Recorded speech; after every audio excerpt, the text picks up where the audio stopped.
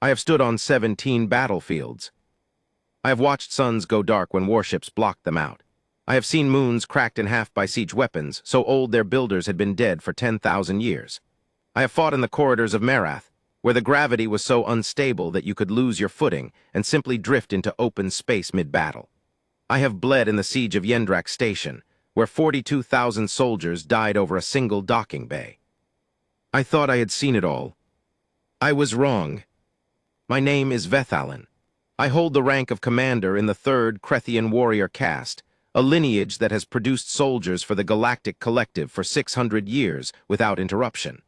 My grandmother fought in the collapse of the Eridani Accord. My father bled in the siege of Outer Pellar. My children, if I am lucky enough to see them again, will inherit a rank that means something in every corner of the known galaxy. And I am telling you this right now, on record, in front of whatever council sees fit to hear it. Nothing in 600 years of my family's warrior blood prepared any of us for what I saw when humans went to war. I am not exaggerating. I need you to understand that before we continue, because what I am about to describe, these things actually happened, not in some old legend, not in a tale told by soldiers around a warming unit to frighten the young ones. This happened during my 2nd deployment to the Sol system perimeter. I was there. I saw it with my own 4 eyes. I have the scars to prove it. Let me start from the beginning, because you cannot understand what you are about to hear unless you understand where I was coming from first. I grew up on Krethsalin IV, a world the Collective classified as a moderate militaristic culture. That is collective diplomat speak for. We have warriors who are born to fight, and we have been doing it for a very, very long time. The Krethian people do not go to war carelessly. We do not raise soldiers who break. Our training programs begin at age 4. By the time a Krethian warrior is old enough to hold a pulse lance, they have already spent a decade learning how to use it. Our battle doctrine is simple. We advance. We hold ground. We do not retreat unless the math of survival demands it. We honor our fallen. We do not leave the dead behind. We thought this made us exceptional warriors. And then we met humans. The first time I ever saw a human being up close was in the Pellucid docking ring, about 6 cycles before I was deployed to the Sol perimeter. I was passing through on a resupply run. The docking ring was a neutral trading post, the kind of place where every species in the collective showed up eventually, trading goods and gossip in equal measure. I remember walking through the central promenade and seeing this small group of them sitting around a table near one of the food vendors. 3 of them. 1 female, 2 males by human classification. They were wearing civilian clothes, nothing military, just ordinary travelers or traders, it looked like. They were laughing about something. One of the males was doing an impression of something. I could not understand the language yet. I only had basic translation protocols installed. But the others were laughing hard enough that one of them nearly fell off her seat. I remember thinking, these are the creatures the briefing documents warned us about. They looked so small, soft. They had no natural armor, no reinforced bone structure. Their skin was thin, you could practically see the blood vessels moving beneath it in some of the paler ones. 2 eyes forward-facing, which spoke to a predator heritage, but a fairly unremarkable one. Their hands had 5 digits each, which was efficient but not remarkable. They averaged between 1.6 and 1.9 meters in height. They massed significantly less than a Krethian soldier. Everything about them looked like something that should not have survived long enough to develop interstellar travel. I remember making a note in my personal log that evening. I wrote, "Encountered humans today, somewhat underwhelming. The biology briefings made them sound more threatening than they appear. We'll reassess upon deployment." I would spend the next 2 years wishing I could take that note back. My deployment to the Sol perimeter came during the early period of the Vethori incursion. That was the official collective name for it, though humans had several more colorful names of their own. The Vethori were an aggressive expansionist species from the outer spiral arm. They were not members of the collective. They had been sending raiding parties into collective-adjacent space for about 40 cycles, but the raids had always been small, fast, hit-and-run operations. Steal resources, damage infrastructure, vanish before a serious military response could be organized. Then they did something that changed everything. They sent a war fleet into Sol system. Not a raiding party, a war fleet.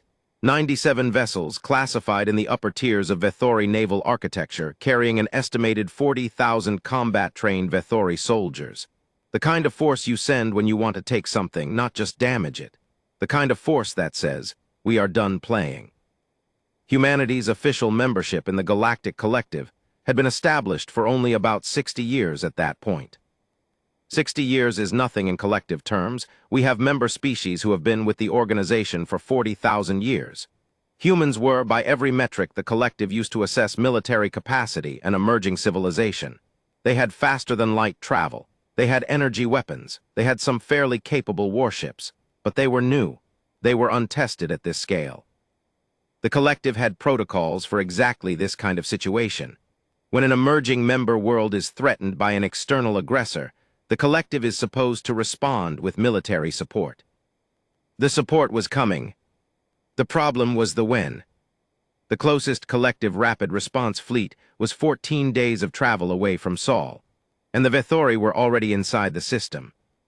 So when my unit was assigned as part of an advance expeditionary force, 6 Krethian ships, 2 Palori support vessels, 3 Melthari scout craft, our mission was simple.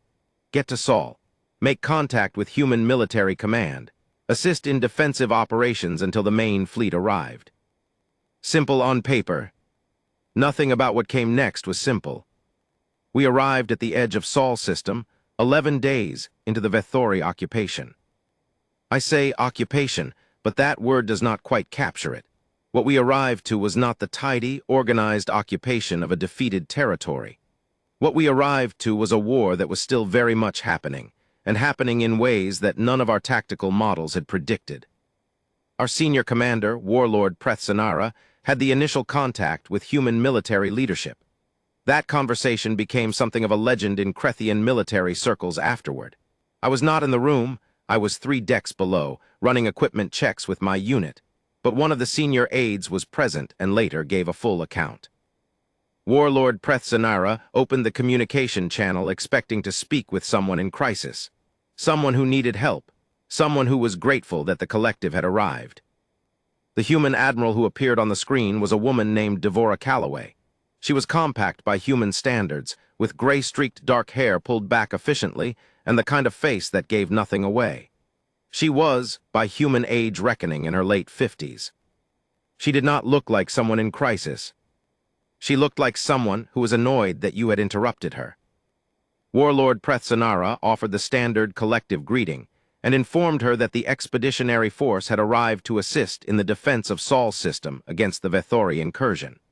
He expressed confidence that together, the Krethian force and human military units could hold defensive positions until the main collective fleet arrived. Admiral Calloway was quiet for a moment. Then she said, and these are the exact words as recorded by the aide and later by the ship's communication logs, "Appreciate the offer, Warlord. We'll take any support you can give us. Fair warning, we've already started. It's going to look a little chaotic when you get closer. Don't be alarmed." "We know what we're doing." Prethsanara apparently asked what she meant by already started. Calloway gave a brief smile and said, "We've been fighting them for 11 days. We've destroyed 23 of their ships. We're working on number 24. There was a long silence on our end of the channel. The aide later described Warlord Prethsanara's expression in that moment as an individual encountering a fact that does not fit into any existing category in their understanding. 23 Vethori warships. In 11 days. With no collective support. Against a species that had barely been in interstellar space for 2 generations. I need to stop here and explain something about the Vethori, because context matters. The Vethori are not a soft target. They are not raiders with improvised weapons and no training. They are a militaristic civilization that has been running military campaigns in the outer spiral arm for 300 cycles. Their ships are well-armored, well-armed, and crewed by experienced fighters. Their infantry is aggressive, coordinated, and difficult to dislodge once they establish ground positions. We, the Krethian warrior caste, trained from childhood, 6 centuries of unbroken military lineage, had engaged Vethori forces twice in the previous 400 cycles. Both engagements were significant affairs involving large fleet actions and months of ground combat. We did not lose, but we did not find them easy either. 23 Vethori warships in 11 days. I asked my unit's tactical officer, a veteran named Cresalthan, what she thought of that number when the information filtered down to us. She stared at me for a long moment and then said, very quietly, "That number does not make sense." I agreed with her. We were both about to learn that when it comes to humans in combat, a lot of things that should not make sense start making sense very quickly. Part 2, First Contact with Human War. We moved into closer orbit around the third planet, the one humans called Earth, 14 hours after establishing contact with Admiral Calloway's command. The 4 outer planets were still partially contested, with Vethori vessels holding positions near the gas giants, using the gravitational fields as natural defensive anchors. It was a reasonably intelligent strategy, actually. The gas giants generated significant sensor interference, making it difficult to get clean targeting locks. The Vethori were using that interference as cover to resupply and reorganize. Meanwhile, the humans were not waiting for them to finish. The first thing I saw when we came into clearer sensor range was a debris field. That is not unusual in itself. Debris fields are what wars leave behind, and 11 days of fighting produces a lot of debris. But the composition of this particular debris field was unusual, because it was not spread evenly across the combat zone the way typical fleet engagement debris tends to be. It was concentrated, dense, clustered in specific regions of space around the fourth planet. Cresalthan ran the analysis almost immediately. She called me to her station. She pointed at the readouts without saying anything. I looked at the debris distribution pattern for a long moment. Then I said they were driving them. She nodded. That was what the pattern showed. The destroyed Vethori vessels had not been caught in open engagements, trading fire broadside to broadside. They had been driven, herded, maneuvered, pushed into specific areas, and then destroyed in those areas in concentrated bursts. The debris clustering showed a systematic tactical pattern. Identify the Vethori position, channel their response into a predictable corridor, and then hit them from multiple angles simultaneously once they committed to that corridor. It was not what any tactical doctrine in the collective playbook prescribed. It was also, as far as our analysis could determine, extremely effective. Who designed this strategy? I asked. Cresalthan looked up from her display. According to the human command structure documentation we received, a 34-year-old named Commander Yusuf Adisa. His previous assignment was teaching navigation theory at a military academy. I did not say anything. A 34-year-old, by human age reckoning, is extremely young. The collective does not typically place officers of equivalent developmental stage in command of anything more significant than small patrol craft. A 34-year-old with a background in teaching navigation theory had devised one of the more tactically interesting fleet engagement strategies I had seen in my career. I updated my personal log that night. The entry was much shorter this time. It just said, "Pay attention."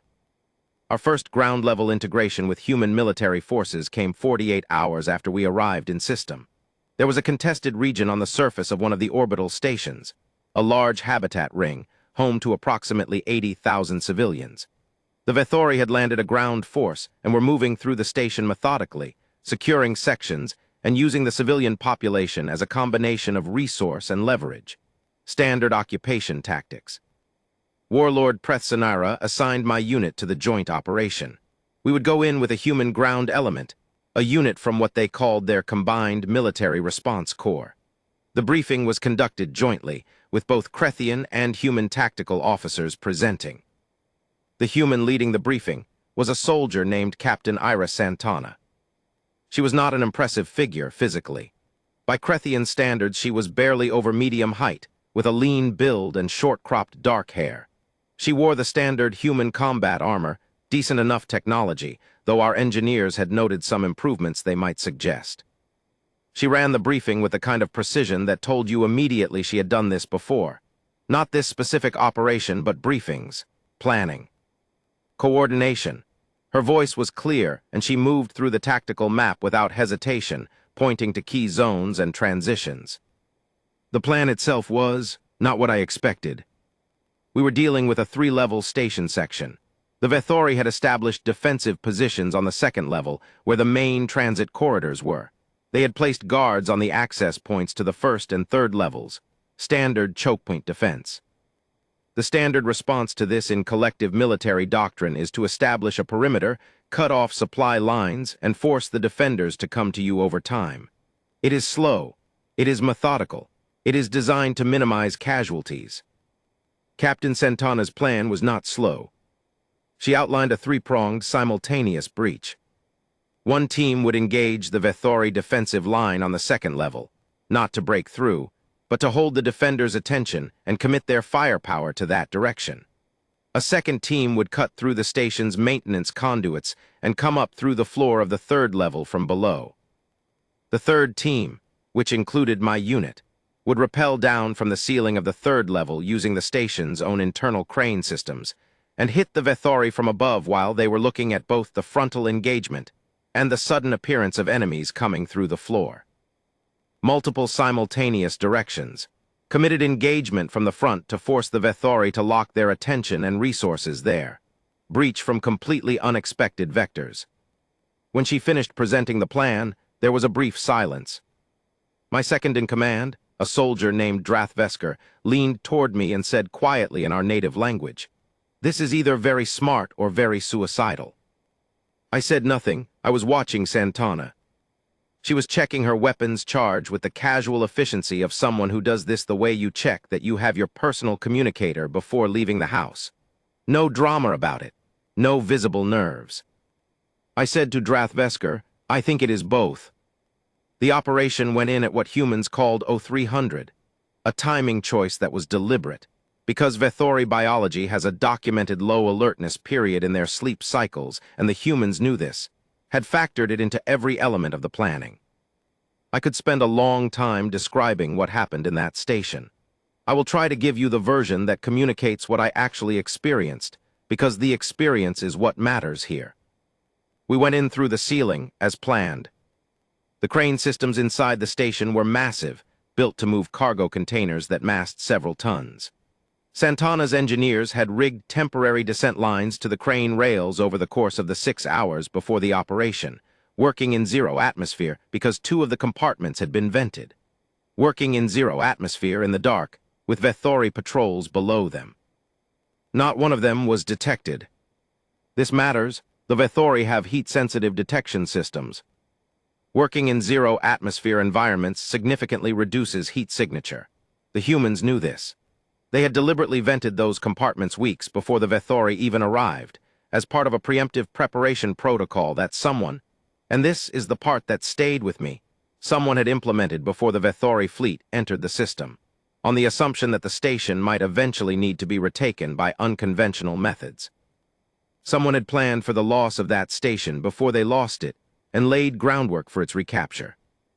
When I found this out, I stopped walking down the corridor I was in, and I just stood there for a moment. Drathvesker bumped into me from behind. "Commander, problem." "No," I said. Just thinking about the fact that these creatures plan for their failures before the failures happen. Just thinking about what that means about the way they think." We dropped through the ceiling hatches on Captain Santana's signal. The Vethori defensive line was engaged at the front, exactly as planned. The second team had come up through the floor 40 seconds earlier. The Vethori were beginning to pivot to deal with the new threat from below when 22 Krethian warriors and 18 humans came through the ceiling. I want to describe what happened next in precise terms, because precise terms are the only ones that do justice to it. The human soldiers went first. I do not mean this metaphorically. The plan was that the first wave through the ceiling hatches would be human, because the drop distance was shorter on their side, and they had developed a specific technique for the descent. A controlled fall rather than a rappel, using body position to angle their descent and hit the floor running rather than stopping to stabilize. They had practiced this, not for this operation specifically. It was a standing technique in their training program, apparently called something I cannot quite translate but roughly means controlled kinetic approach. They dropped through the ceiling hatches, and they were moving before their feet were fully on the ground. I have been in combat for 31 years. I have served alongside 7 different species in the Galactic Collective. I have never seen anything move the way human soldiers move when they are fully committed to an engagement. There is a word in the Krethian language, vrethsalon, that roughly translates to the point at which a living creature stops calculating risk and simply acts. It is the point where training and instinct take over completely from conscious decision-making. Every warrior species in the collective has this point, but the point is different for each species. Some reach it only in extreme circumstances. Some require significant biological stress responses, adrenaline analogs, combat pheromones, that sort of thing to get there. Humans, from what I observed that day, appear to live in the vrethsalon when they choose to. They did not look panicked.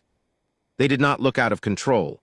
They looked completely calm, moving through a firefight as though the kinetic chaos around them was simply expected, already accounted for, a variable they had already solved. One of them, I later learned his name was Sergeant Tamaz Reyes, took a grazing hit from a Vethori energy bolt in the first 15 seconds. Not a clean hit, but a graze along the shoulder that would have made any Krethian warrior pause at minimum, reassess their position, confirm the damage. Reyes adjusted his grip on his weapon, changed his angle of advance, and kept moving. He eliminated 3 Vethori defenders in the next 20 seconds. The engagement lasted 4 minutes and 11 seconds from the moment we came through the hatches to the moment the last defensive Vethori position collapsed. 4 minutes and 11 seconds. For context, when I tell my students this timeline, they invariably assume I am referring to the preliminary engagement before the main fighting begins. The idea that a fortified Vethori position could fall in 4 minutes and 11 seconds is not something that fits comfortably into standard tactical modeling. Afterwards, when we were doing the post-operation assessment in one of the cleared compartments, I found myself watching the human soldiers. Some of them were treating their wounded. A few were talking quietly. Sergeant Reyes had accepted treatment for his shoulder graze and was now eating something. They carry these dense, calorie-rich food bars that they consume with extraordinary regularity, and Reyes appeared to find this the most normal moment in the world. Captain Santana was reviewing footage from the engagement on her tactical display, making notes, already thinking about the next objective. I approached her. I said, "Your people performed exceptionally." She looked up at me. There was something interesting in her expression, a kind of appreciation, but also something underneath it that I could not immediately place. Something that was not comfortable. She said, "Thank you, Commander. Your unit was solid, too. The ceiling approach worked because of how clean your descent was." I accepted the courtesy. Then I said, "I have a question if you are willing." She nodded. "That technique your soldiers use, the controlled fall, how long do they train on it before deployment?" She thought about it. For the standard version, about 6 weeks in initial training. For the tactical variant we use tonight with the angled approach, maybe another 2 weeks of specialized work. I processed this, and the psychological component, the part where they commit fully to the fall without hesitation. She looked at me for a moment. Something shifted in her expression, not defensive but careful, like someone choosing their words thoughtfully. She said, "That part is harder to train. Some of them already have it when they arrive, some develop it, a few never quite get there." Then she paused and added, "The ones who get there first are usually the ones who have already convinced themselves that if this goes wrong, it's okay. Not because they want to die, just because they've made peace with the possibility and it doesn't paralyze them anymore." I did not have a response to this immediately. I thought about it for quite a while. Part 3, the things they know about themselves. 2 days after the station operation, I requested a formal meeting with Admiral Calloway. The request was approved, and I was transported to the human command vessel, a ship called the Yavapai, named after something geographic on their home world. The Yavapai was different from what I expected. Krethian warships have a particular aesthetic, practical, sparse, everything optimized for function with minimal accommodation to comfort or aesthetics. The Krethian philosophy holds that comfort makes warriors soft, so our vessels are kept efficient and unadorned. The Yavapai was functional too, but it was also personal. There were photographs mounted near several of the workstations, not official crew portraits, personal photographs, families, friends, landscapes that I assumed were from the home planet. One of the sensor operators had a small handmade figurine sitting on the edge of their console, clearly made by a child based on the proportions and the paint application. Nobody had removed these things to make the ship look properly military. The Vethori would never have personal items in their combat stations. Neither would the Krethian. The accepted military wisdom is that emotional attachments are distractions in combat environments. I found myself looking at those photographs and that small figurine and thinking, these people fight carrying their entire reason for fighting with them. Physically, on the ship with them. Admiral Calloway received me in what they called the Strategic Operations Room, a large, circular space dominated by a holographic tactical display showing the entire Sol system and the current positions of all known vessels, Vethori and otherwise. Staff officers worked at stations around the perimeter. The display updated in real time, with small indicators marking each vessel and projected movement vectors. The Admiral offered me a seat and a beverage that I declined politely. I said, "I want to understand something, Admiral, and I apologize if the question seems presumptuous." She said, "Ask." "Your civilization has been part of the Galactic Collective for approximately 60 years. You have been aware of the broader galaxy for approximately a century before that. You are, by any standard measure we use, a young species in terms of interstellar development." "Sure," she said, neutral, patient. "You have destroyed 25 Vethori warships in 13 days. Your ground forces operate with a tactical sophistication that I have not encountered in species with 10 times your time in the collective. You plan for failures before they occur. Your soldiers are difficult to describe adequately in military terms. I want to understand where this comes from. Because according to every model we have for emerging civilizations, you should not be this." There was a long pause. Calloway leaned back in her chair. She looked at the tactical display for a moment, as though she was deciding something. Then she said, "How much do you know about human history?" I told her I had the standard briefings, broad strokes. She nodded. The standard briefings probably have a lot of statistics. Population figures, industrial capacity, energy production. That kind of thing. Correct. Did any of them tell you how many wars we had before we left the planet? I checked my memory of the briefings. Several hundred, I believe, over the course of several thousand years. Closer to several thousand, she said, depending on how you define war. We have been doing this, she gestured vaguely at the tactical display, at everything it represented, for as long as we have been a species capable of doing it. We have had wars over food, over water, over land, over religion, over ideology, over resources, over old grudges, over new opportunities. We have had wars where the technology was stone and wood, and we have had wars where the technology was nuclear. We have spent thousands of years studying our own wars, analyzing what worked and what didn't, documenting every mistake and every success. We have entire academic disciplines devoted to nothing except understanding combat and conflict. She leaned forward slightly. When you look at my officers, when you wonder where the tactical sophistication comes from, the answer is that we have been doing this and studying how to do this since before we had written language. The Vethori have 300 cycles of military history. We have 300,000 years. We are not new at war, Commander. We are only new to you. The operations room was quiet for a moment. Someone on the sensor staff called out a position update on a Vethori vessel near the gas giant. Calloway glanced at the display briefly, confirmed something with a nod, and then looked back at me. I said, "Does that trouble you, that your species has been at war for so long?" She looked at me directly. "Every single day," she said. "It troubles me every single day, but understanding the thing is how you get better at stopping it. We didn't come out here to conquer the galaxy, Commander. We came out here because we are trying, very consciously, very deliberately, to be something other than what we spent most of our history being. Most of us would be very happy never to fight again." She paused. "But we're also not going to let anyone hurt our people while we're still figuring out how to get there." Part 4, what war looks like from inside it. I want to tell you about a specific day, not a battle exactly, a day. It was the 16th day of the Vethori incursion. My unit had been integrated into a joint Krethian-human defensive patrol along what they were calling the Jupiter Line, a contested region of space near the large gas giant that both sides recognized as strategically critical. The Vethori were using the gas giants' moons as staging positions. The humans were conducting a systematic campaign to deny them that advantage.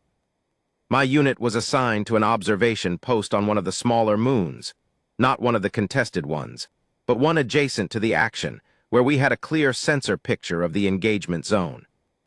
With me was a small human support team, 3 soldiers and a specialist in Vethori communications analysis. The specialist's name was Petty Officer 2nd Class Daniel Abenov. He was young, 26 years old by human reckoning, with a quiet manner and an extraordinary ability to process complex information quickly. For most of the day, it was observation work, watching the tactical situation develop, relaying data to the main command element, routine stuff. Then the engagement shifted.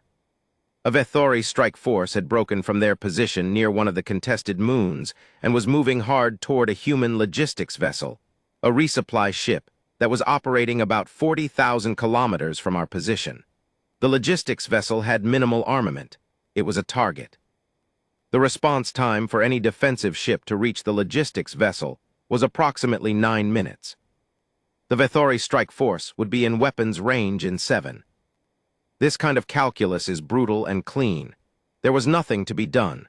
The logistics vessel would need to use whatever defensive measures it had and hope for the best, because the math did not work out in its favor. Except, Abenov, sitting at his communications station, suddenly stiffened. His hands moved over his console at a speed that I found almost difficult to follow. He was scrolling through Vethori communication intercepts, cross-referencing them with something in a database I did not recognize. "Commander Vethalin," he said, not looking up from the display, "I need 2 minutes." "For what?" I asked. "I need to talk to the strike force commander." I looked at him. He was entirely serious. "Talk to..." "There's a pattern in their communications.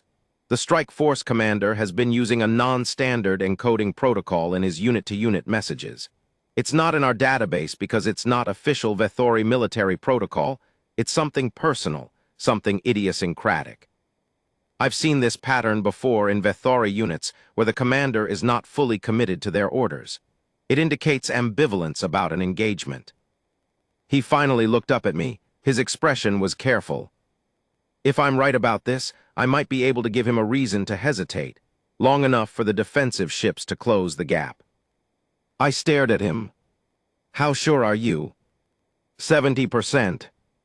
In Krethian military decision-making, we generally do not take tactical actions on anything below 90% confidence. He saw my hesitation. He said, "I know, but the alternative is watching that ship die in 7 minutes." I gave him 2 minutes.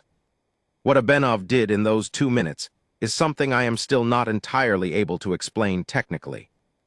He essentially constructed a message using the Vethori commander's own idiosyncratic encoding patterns and sent it into the communication channel the strike force was using, not as a Vethori message, but as something that would appear to be a message from within the strike force's own chain of command.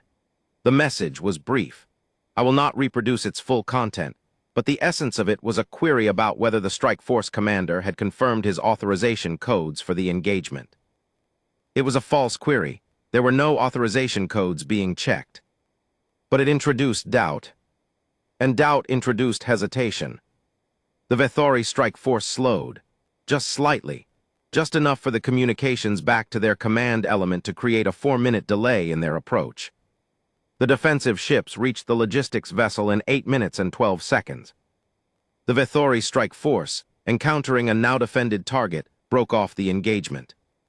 The logistics vessel survived. Afterwards, I sat down next to Abenov and I said, "Where did you learn to do that?" He shrugged. "Communications school, and I mean it's mostly pattern recognition. Understanding how individual commanders deviate from standard protocol tells you things about their psychology, their stress tolerance, what kinds of doubt they're susceptible to." I asked, "Is this something humans commonly study, the psychology of enemy commanders?" He thought about this for a moment. "I mean, yeah, we study the psychology of everything. There's an entire branch of military intelligence dedicated to individual commander profiling. The idea is that you're not just fighting an army, you're fighting the people who make decisions for that army, and people are unpredictable in ways that can be useful. Then he added, very quietly, "We also study it because we know it gets used against us. We document our own commander's psychological patterns specifically so we can identify when someone is trying to manipulate us the way I just manipulated that Vethori. Self-awareness about your own vulnerabilities is the only real defense against this kind of thing." I thought about that for the rest of the day. A species that studies its enemy's psychology and its own. That uses its self-knowledge as a weapon. That treats the interior landscape of decision-making as a tactical terrain, to be understood and controlled. This was not something we had accounted for. Part 5, the scale of what they carry. On day 19, something happened that I want to describe very carefully. It was not a battle, it was the aftermath of one. My unit had participated in the clearing of a Vethori ground position on an orbital platform, a smaller station than the one in the first operation, but still significant. The engagement was intense, and the cost was real. When it was over, we had lost 4 Krethian warriors, and the joint human element had lost 7 soldiers. 11 dead. In Krethian culture, we have specific mourning protocols for fallen warriors. They are formal, structured, brief. We acknowledge the dead. We note their service. We continue. Our doctrine holds that grief is a private thing to be processed in designated off-duty periods because operational efficiency requires emotional discipline in the field. I assumed the humans would have something broadly similar. They did not. The human unit commander, a major named Chidinma Okafor, stopped everything for 20 minutes. Not officially, not by formal protocol, just stopped.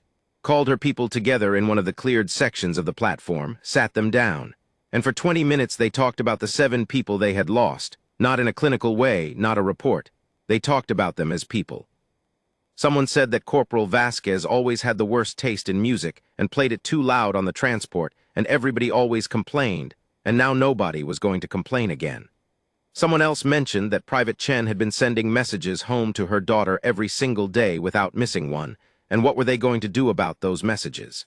A few of them were crying. They were not trying not to cry. Major Okafor did not tell them to pull themselves together. She sat in the middle of them, and she cried too. One of my Krethian soldiers, a young warrior named Reth Salin on his first deployment, watched this from a respectful distance, and then very quietly came to stand next to me.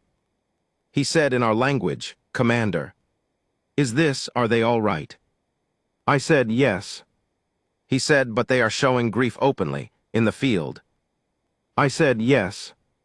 He was quiet for a moment. Then, "Our doctrine says that is a sign of insufficient discipline." I watched Major Okafor, I watched her people. Something was happening in that circle that I did not have a word for in Krethian.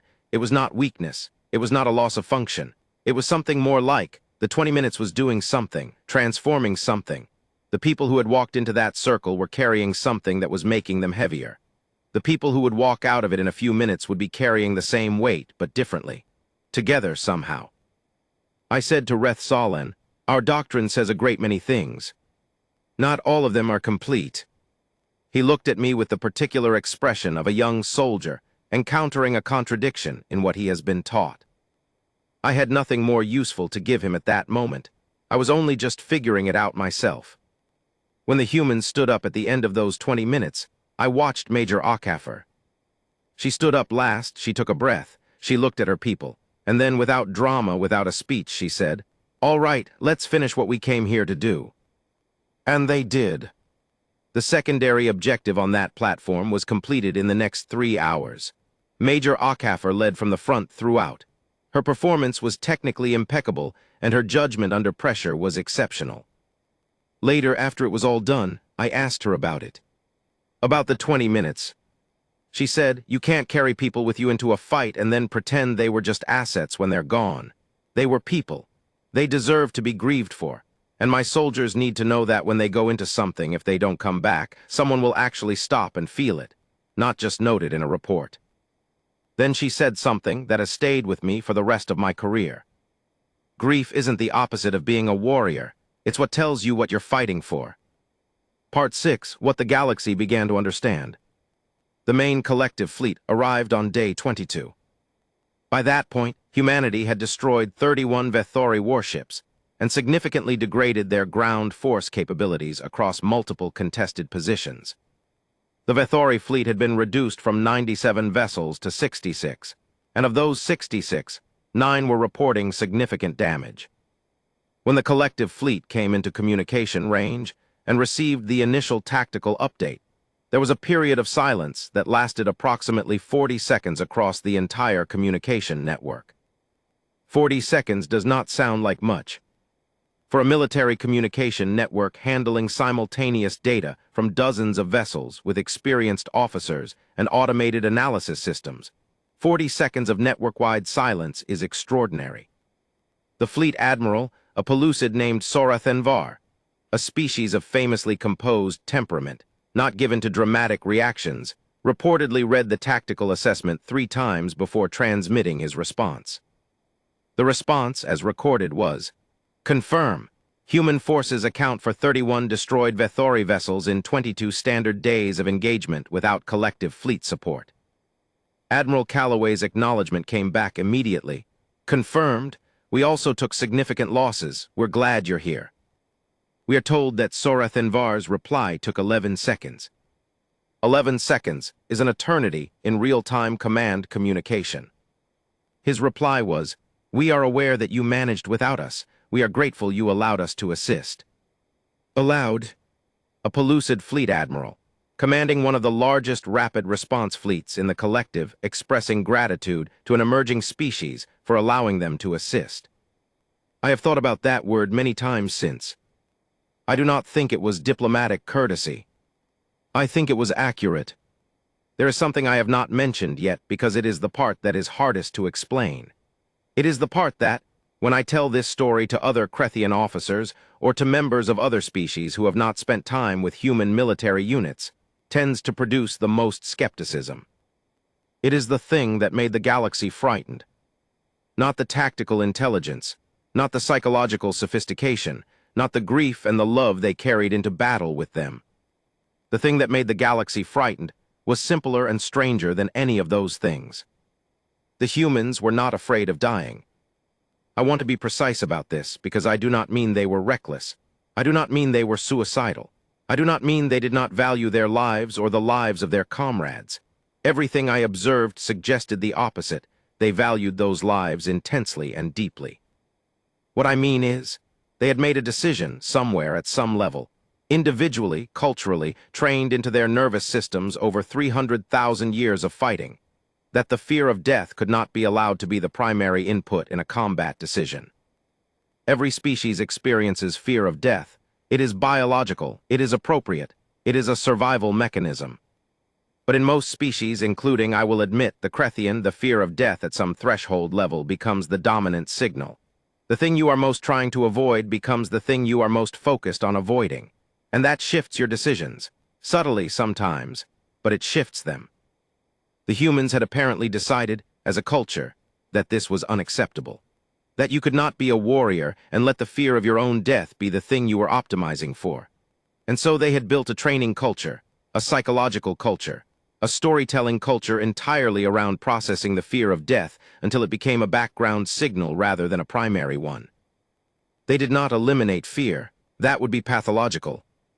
They made it one of many inputs rather than the loudest one. The practical result of this was that under conditions that would cause most other species to retreat, hold, or hesitate, conditions where the survival math was genuinely unfavorable, humans continued to advance, to hold, to press. Not blindly, not without judgment. With judgment, with calculation, with the particular kind of cool, operational intelligence that you can only have when you are not drowning in fear. And the Vethori, who are very experienced fighters themselves, apparently encountered this and found it genuinely disorienting. I found out later, through post-conflict intelligence debriefs, that the Vethori strike force that Abenov had manipulated had submitted a report to their command element describing the human defenders as, and I am translating as precisely as I can, operating outside the expected parameters of biological self-preservation instinct. Recommend reassessment of threat classification. Threat reassessment. From the Vethori, who had been raiding collective space for 300 cycles without being seriously threatened, to classify an adversary as requiring upward threat reassessment. That is not something that happens easily. The Vethori command element reportedly held 3 separate strategic conferences over the course of the incursion to discuss the human response specifically. 3 conferences. The collective had fought the Vethori twice in 400 cycles and never prompted even one conference of that nature.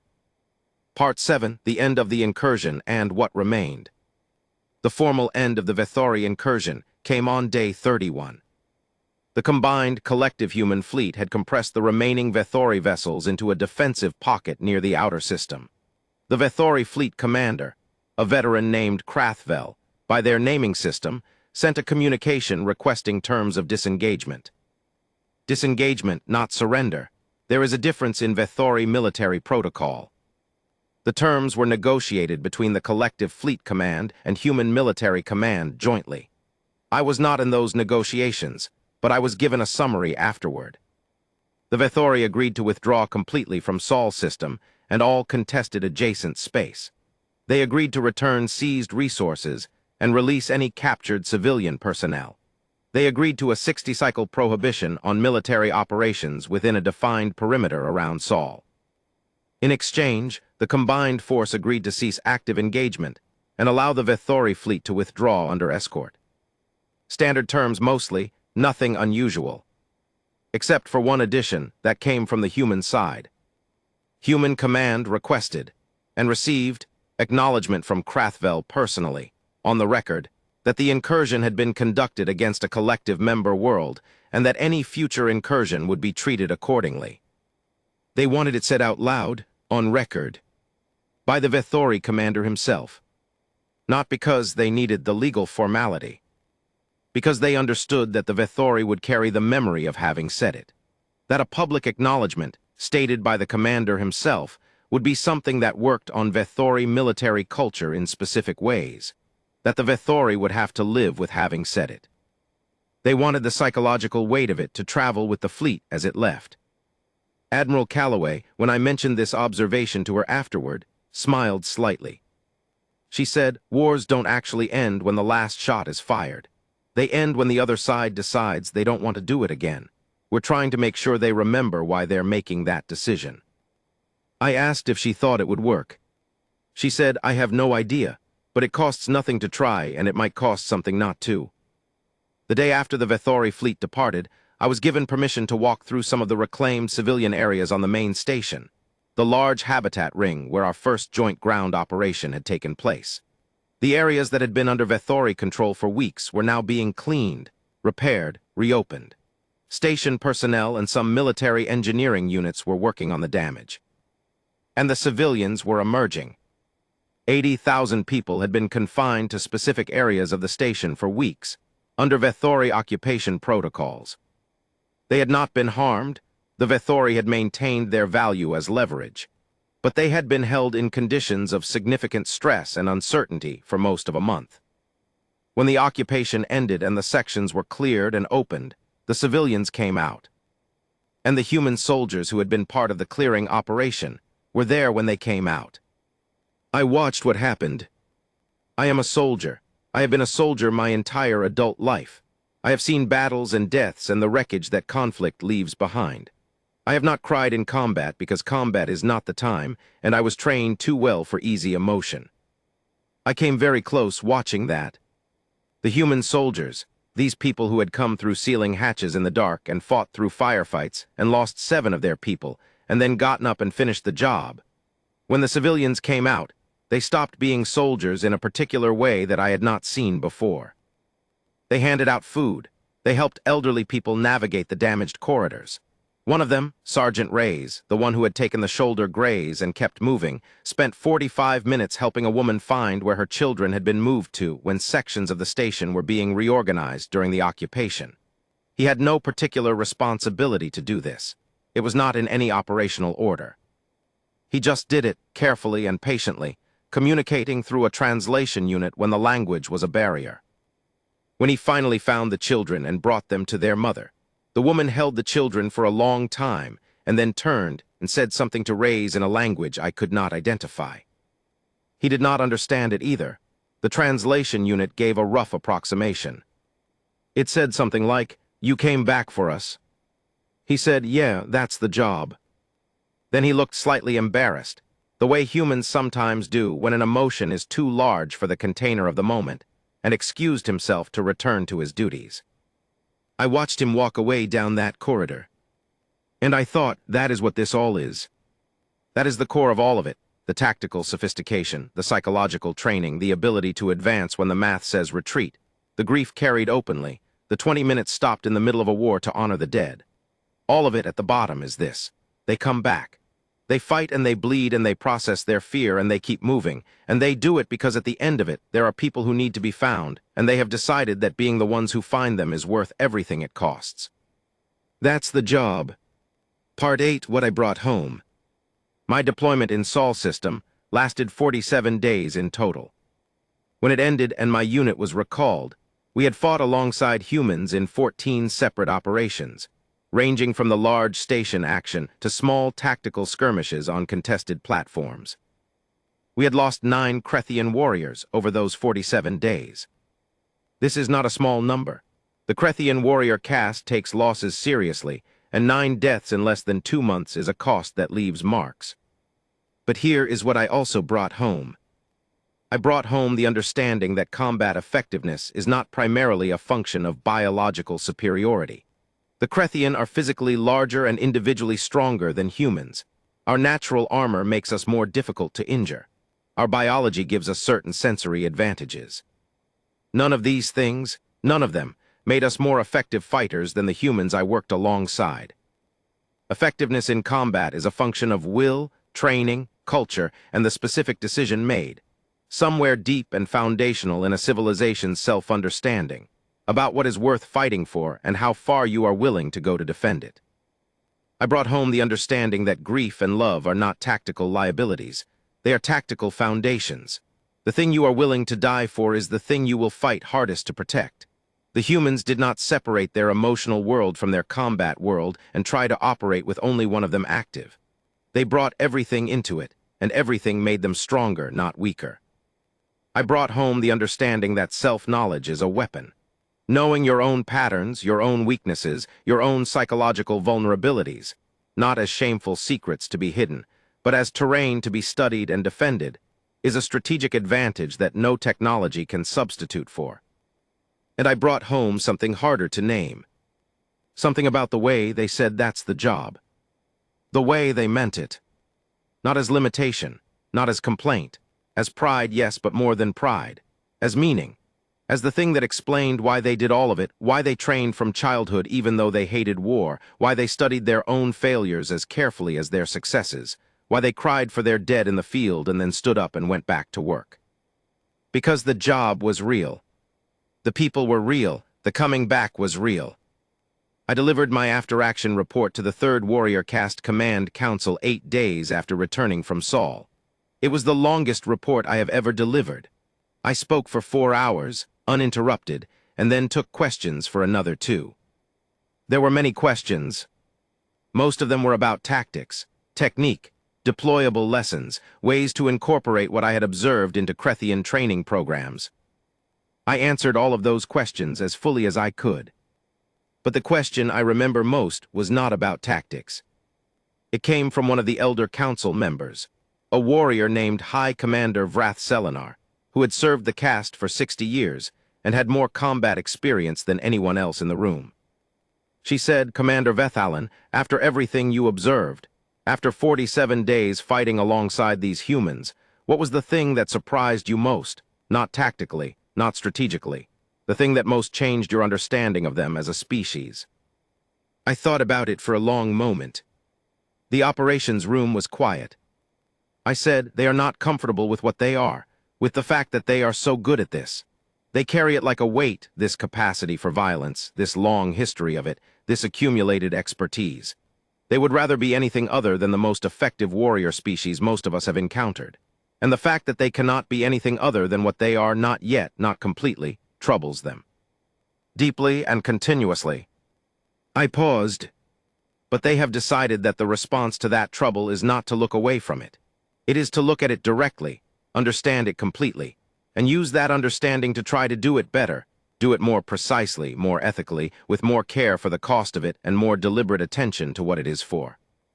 The council was quiet. High Commander Vrath Selinar regarded me for a moment. Then she said, "That is a description of wisdom." I said, "Yes, I believe it is." Part 9, the testimony closes.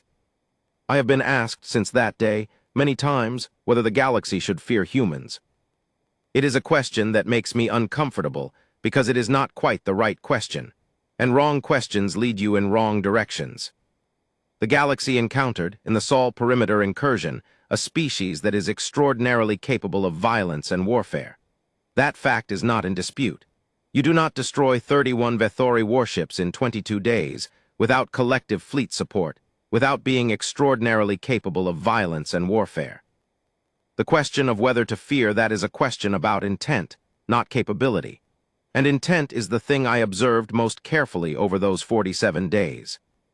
The humans I encountered did not want to be at war. Not in the performative way that some species say it, as diplomatic formula, as something you say because it sounds right while you are simultaneously planning your next campaign. I mean it literally. They did not want to be there. They would have been dramatically happier if the Vethori had simply not come. They fought because they were given no other option. And when the fighting was over, the first thing they did was go find the civilians. Should the galaxy fear humans? The galaxy should understand humans. There is a difference. Understanding them means accepting the following facts simultaneously. They are extraordinarily dangerous, and they know it, and it bothers them, and they are actively trying to be something more than dangerous. And they are not there yet, and they might not get there for a very long time, and in the meantime they will continue to be extraordinarily dangerous. And they will use that danger specifically and deliberately in defense of people who cannot defend themselves, and they will grieve every cost it demands, and they will keep going anyway. The galaxy should understand this and decide accordingly. The Vethori have not returned to Sol system. I do not think they will. Not because they were simply outgunned. Military history is full of species that went back for a second attempt after a first failure. But because the Vethori experienced something in those 31 days that did not fit their models. They sent 97 warships against an emerging civilization, and they lost 31 of them to that emerging civilization before any collective support arrived. They encountered soldiers who did not break under pressure that should have broken them. They encountered commanders who planned for their own defeats before they happened. They encountered a species that processed fear so thoroughly that it could not be weaponized against them the way fear can usually be weaponized. And they took that experience home and they thought about it. And they decided. I understand that decision. I made a smaller version of it myself, 47 days into my deployment, standing in a damaged habitat corridor watching Sergeant Tamaz Ray's help a frightened woman find her children. The decision was not fear. The decision was respect. Specific, careful, earned respect for something that I had not known existed before I saw it, and that I will spend the rest of my career trying to understand. The humans came home from that war. Not all of them, not by a long measure. But enough of them came home. And every one of them who came home brought that same quiet certainty, that it was worth it, that the job was real, that the people were real, that coming back for them was the whole point. In all my 31 years of service, across 17 battlefields and 7 species, and more engagements than I can recite from memory, I have never encountered anything that looked more like a reason to keep going.